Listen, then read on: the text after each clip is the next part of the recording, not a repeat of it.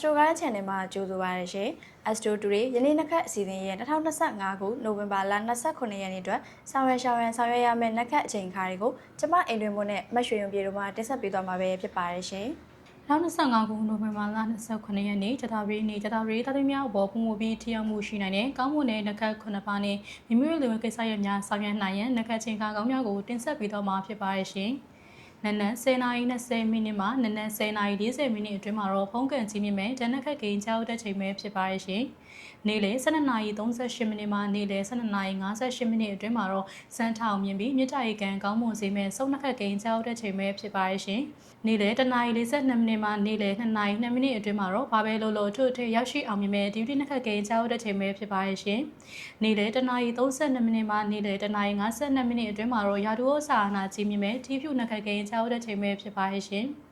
နနက်6:06မိနစ်မှနနက်6:26မိနစ်အတွင်းမှာတော့အင်ချမ်းမြေရောက်ဝကိစ္စရပ်တွေကြိုးဖြူစေမဲ့ဆေးဖြူနှစ်ခတ်ကိန်းကြောက်တဲ့ချိန်ပဲဖြစ်ပါရရှင်။ညနေ4:45မိနစ်မှညနေ9:05မိနစ်အတွင်းမှာတော့ငွေကြေးရွှေငွေရနာထီကန်ဆက်မှုကန်ကောင်းမွန်စေမဲ့ရနာနှစ်ခတ်ကိန်းကြောက်တဲ့ချိန်ပဲဖြစ်ပါရရှင်။ည9:44မိနစ်မှည10:04မိနစ်အတွင်းမှာတော့သားသမီးရနာထုံကားရရှိစေမဲ့တန်တေနှစ်ခတ်ကိန်းကြောက်တဲ့ချိန်ပဲဖြစ်ပါရရှင်။ဆက်လက်ပြီးဒုတိယအခန်းကဏ္ဍအနေဖြင့်ကျတာရီသားသမီးများပေါ်ပုံပူပြီးထိရောက်မှုရှိနိုင်တဲ့ဆိုရဲနှစ်ခတ်နဲ့ပတ်သက်တဲ့နှစ်ခတ်ချိန်ခါတွေကိုတင်ဆက်ပေးသွားမှာပဲဖြစ်ပါတယ်ရှင်။နနက်3:12မိနစ်မှနနက်3:32မိနစ်အတွင်းမှာတော့ထိခိုက်သေးချေပျက်စီးဆုံးရှုံးမှုတွေကိုဖြစ်စေနိုင်တဲ့မရဏနှစ်ခတ်ကိန်းကြားရောက်တဲ့ချိန်ပဲဖြစ်ပါတယ်ရှင်